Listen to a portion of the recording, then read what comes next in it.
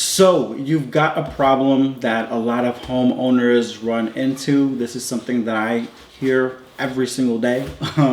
You want to move, maybe you want to upgrade, you want to downsize, right? Maybe your family's growing, or you want to downsize because you're getting older, you want to retire, you don't need all the space no more, but you already own a house. And this is a common problem in Long Island, New York specifically, and the idea of selling your current one while trying to buy the next one is something that feels impossible, right? Because you just don't know how you do it. So you're asking yourself this question, you're asking yourself, how do I sell and buy at the same time without ending up homeless in between, right? Maybe you need to use some of that capital you get from your sales to buy a new home. Like, how can you figure out all this stuff? Where do I go in between? How does it work? How do I handle two closings at the same time? What if the timing doesn't line up? These are all questions that you can get very often. This is one of the most common questions that I get. And honestly, it's one of the most stressful parts of real estate if you don't have a plan. And hopefully, that's why I'm here to hopefully help you make that process much smoother.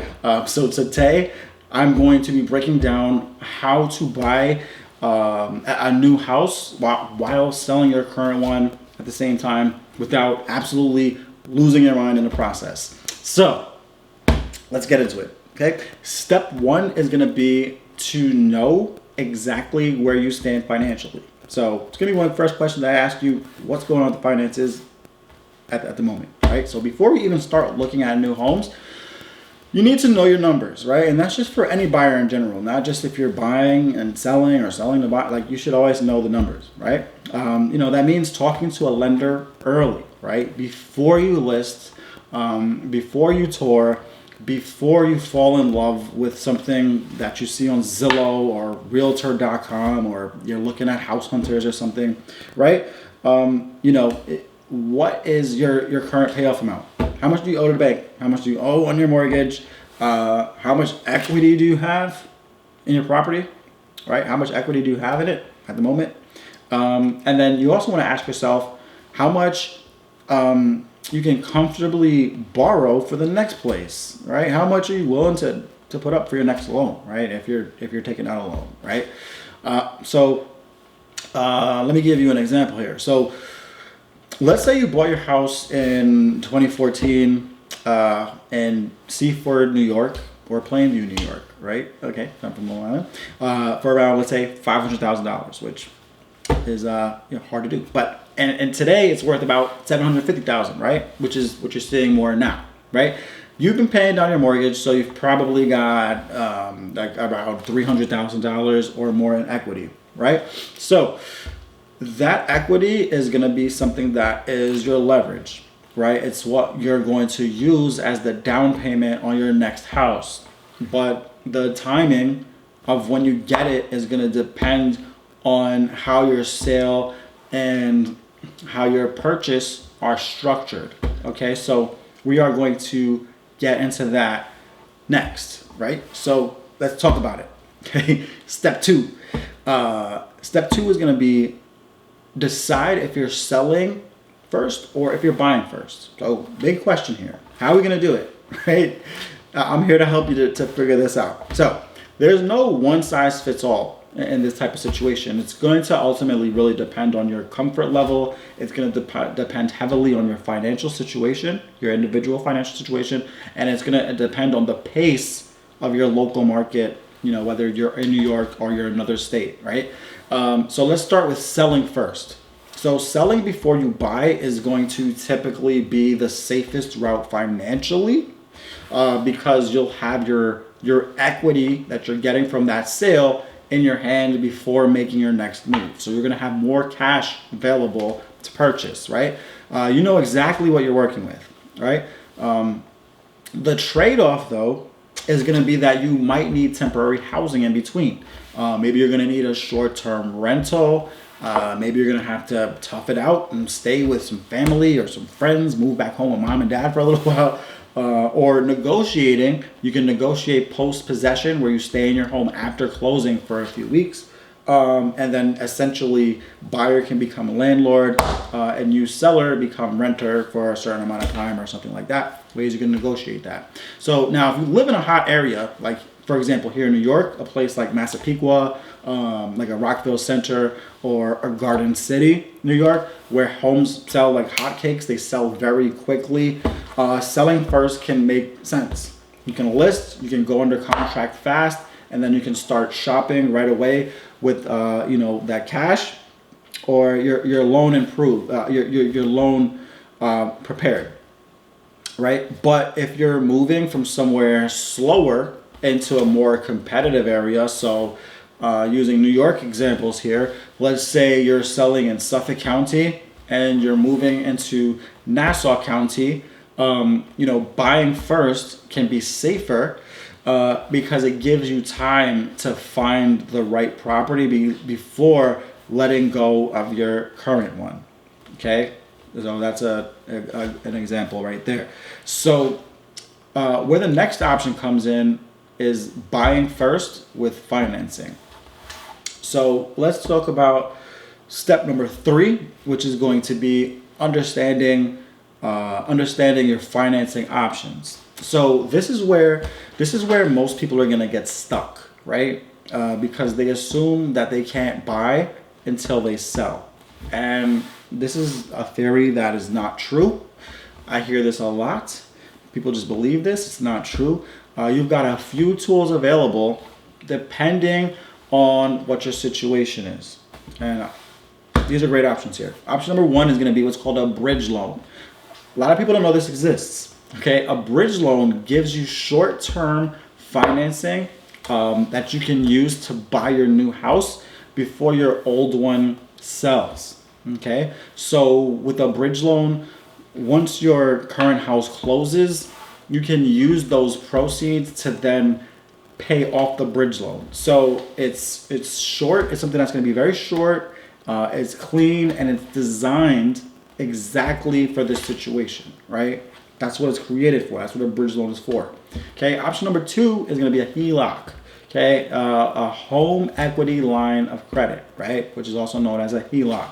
If you see HELOC, that's what it means, right? So if you've built up a lot of equity in your home, you can open up a HELOC before listing your house and use that money for your down payment, right? So it's basically you're basically borrowing against your current home, and then you pay it off when your sale closes. So that's the good thing about having equity. You can take it out, you can use it towards buying a new home, or you can use it towards going on vacation if you want to.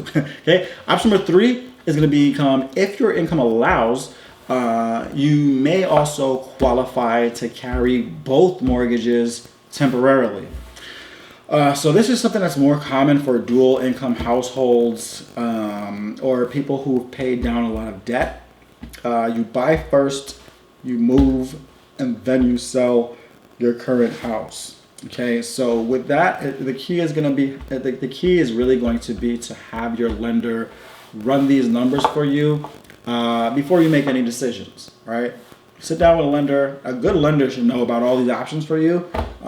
Some don't know all these options, so make sure you're working with a good lender because once you've got that clarity on financing, everything else starts to fall into place. So there's a lot of options out there for you. You just got to know about them, and you got to be working with a lender who knows about these options and that can push you in that direction. Okay, so step number 4 is going to be to prep your current home early. So one of the biggest mistakes that I see sellers making is they wait till the last minute to get their home ready. So if you know, you got it in your head, you know for sure that you're going to be moving, you know your finances, you know that you can do this, start prepping now, right? You don't have to go crazy right this second, but start preparing a little bit. Start decluttering, start touching up paint, doing small things. Don't go crazy. Don't do crazy renovations. Fix those small items that you've been ignoring, right? That dusty ceiling fan or, the broken light switch. Even simple things like replacing old light fixtures, cleaning up the landscaping, that grass that hasn't been watered in, 50 years, right? Getting professional photos done. All of these things are things that can make a very a very, very big difference. So here's why this matters, right? Because when your next home hits the market, you want your home to be ready to list immediately, right? Because, once you find that perfect place, maybe you find that colonial here in New York in a place like Wantagh, or you find a split level home in Hicksville, New York, right? Or Georgia, wherever you are, I don't know. You're going to need to move fast, right? Having your own house market ready is going to be something that gives you flexibility to really be able to act quickly, to be able to act swiftly and get the show on the road, right?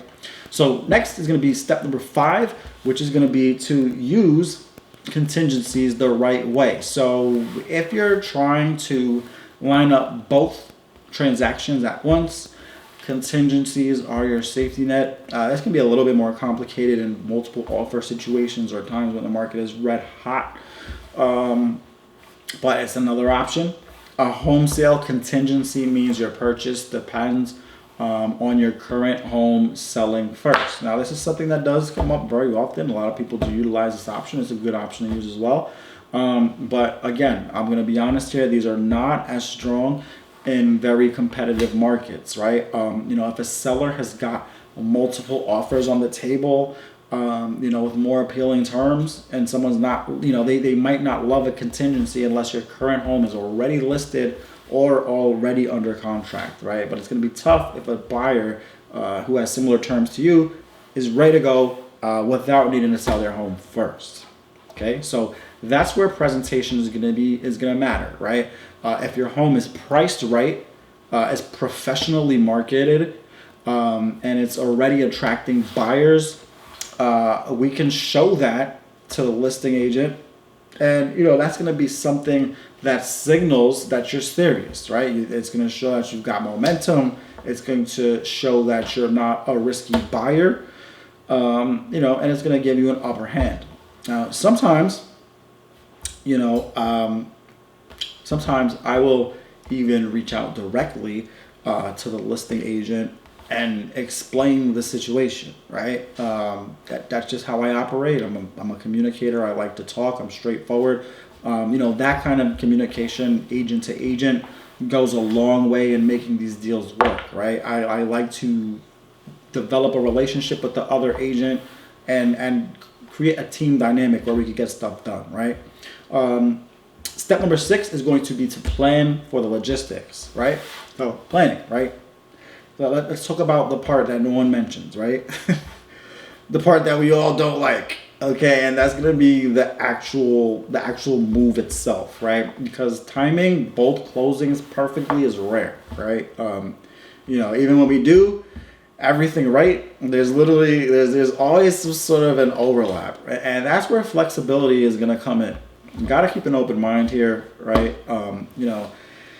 Maybe we can negotiate our rent back, right? Which, you become renter and buyer becomes landlord, which will let you stay in your current home for 30 days after closing while you move into the new one.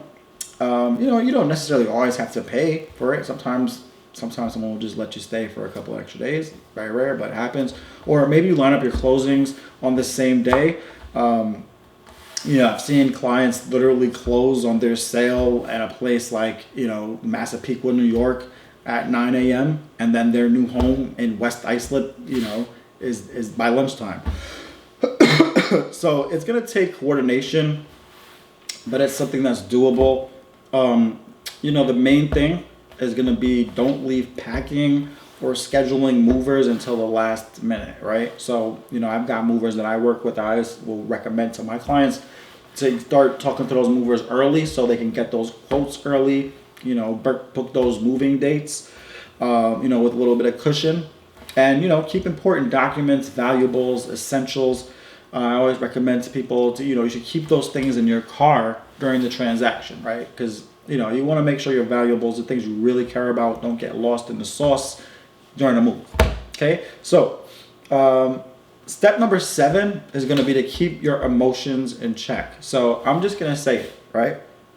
This process can get very stressful, Okay, you're selling, you're buying, you're negotiating on two sides, and sometimes you're doing it all while trying to actually live a normal life, right? You've got work stress, you've got family stress, you've got life happens, right? And moving is a lot, and that's why I always recommend having a real estate agent, because it's just a lot, right? But here's the thing, okay? This is 100% normal. The emotions that come up during this process are part of it.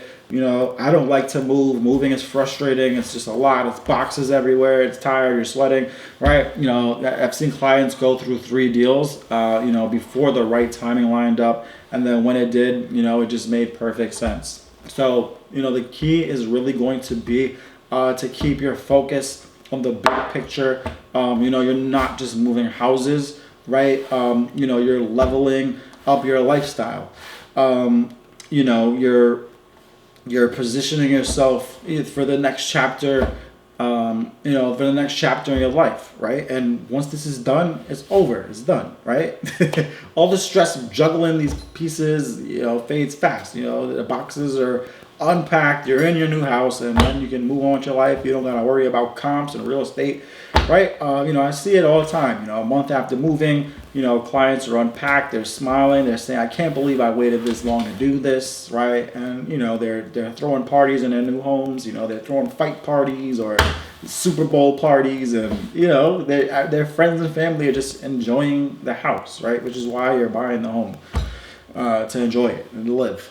Right? So, buying and selling at the same time is like playing chess, right? Every move is really going to depend on the next. But, with a clear plan, with the right team in place, a little bit of patience, it's something that's definitely doable, right? So, get your finances clear, prep your home early, and keep communication open between you, your realtor, between you and your lender and your attorney from day one, right? It's all going to come down to strategy. It's not about luck, right? You want to stay ahead of the curve, and that's why you want to hire a good realtor, someone who can guide you there. So if you're someone who's been hesitating to move, right? If you're tired of your small house or you want something bigger, and you're hesitating because you're not sure how to pull off both sides at once, I promise you that there is a system for it. It's just about sitting down, having that conversation. And once you've got the right plan in place, it can be something that is a lot smoother than you think. So if you found this video helpful, please go ahead, hit that like button, give me the thumbs up, subscribe, comment below. Comment below, what is the biggest thing that is holding you back right now from making your move, okay? I'll respond personally and help you to figure out the next step. So thanks for watching this video. If you are in New York, you need a realtor, feel free to contact me. Check out the description below for resources and information on how to contact me. And thank you for watching. I'll see you in the next one. Take care.